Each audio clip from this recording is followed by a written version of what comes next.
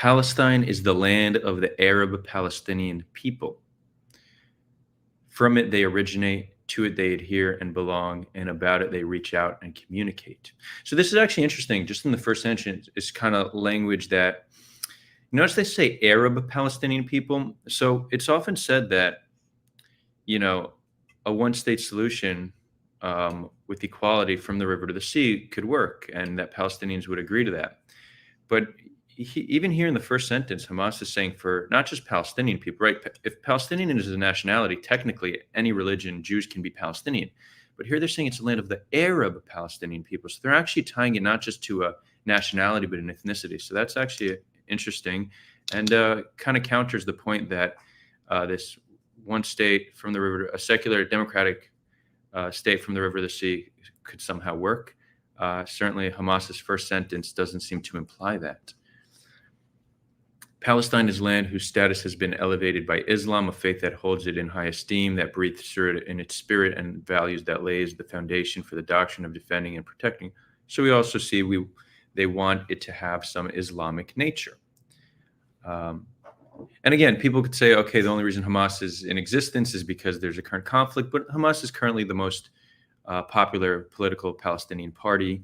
And I don't think there's good reason to believe that given peace that they would just disappear and no longer be relevant. So we see that Hamas wants the land to not only be a nation for Arabs, but also primarily Islamic, right?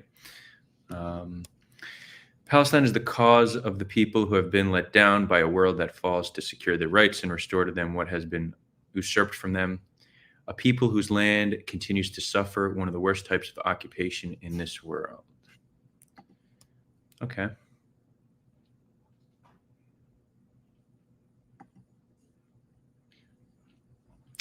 Palestine is land that was seized by a racist, anti-human, and colonial Zionist project that was founded on a false promise, the Balfour Declaration, on recognition of a usurping entity and imposing a fault comply by force. So here you actually see how they're using very Western terms. So you can see how it's like they're really trying to connect with the West and appeal to Western activists by saying a racist, anti-human, I guess, isn't a term that's used much by Western activists, but racist and colonial, right? These are good terms to really appeal to the Western social justice activist. I won't call it the Western liberal because I don't believe that many of these social justice activists are liberal. They could be called leftist, but I think a lot of their ideologies is a bit regressive. So not a liberal nor progressive in my opinion. Palestine symbols the resistance that shall continue until liberation is accomplished, until the return is fulfilled, and until a full sovereign state is established with Jerusalem as its capital. So here they're not saying too much about the borders. They're saying they will continue to resist until the return is fulfilled. So I think they could be saying the right of return, or they're saying just the return to sovereignty. The return to sovereignty is interesting because it was never really a sovereign state. Maybe they're just trying to confuse people, they're misinformed, or they're talking about the right of return. And then they say until a fully sovereign state is established with Jerusalem as its capital. So again, they don't talk about borders, but we do know that Jerusalem is its capital. Does that mean all of Jerusalem, or is it just East Jerusalem? They don't specify, not yet at least. Palestine is the true partnership among Palestinians of all affiliations for the sublime objective of liberation. Okay, not much to comment on that. Palestine is the spirit of the Ummah and its central cause. It is the soul of humanity and its living conscience. Now they're just being poetic. I mean, that statement doesn't seem to have much relevance.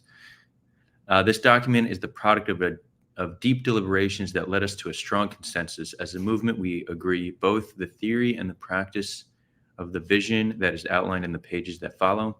It is a vision that stands on solid grounds and on well-established principles. This document unveils the goals, the milestones, and the way in which national unity can be enforced. It also establishes our common understanding of the Palestinian cause, the working principles which we use to further it, and the limits of flexibility used to interpret it. There's actually one point here that I want to point out, milestones, because you'll see that they have certain goals, and they don't make it clear if this is their end goal or if this is just a milestone from which they will continue resistance, right? So I think milestones here is important to understand that not everything they say is an end goal. Some might just be a milestone.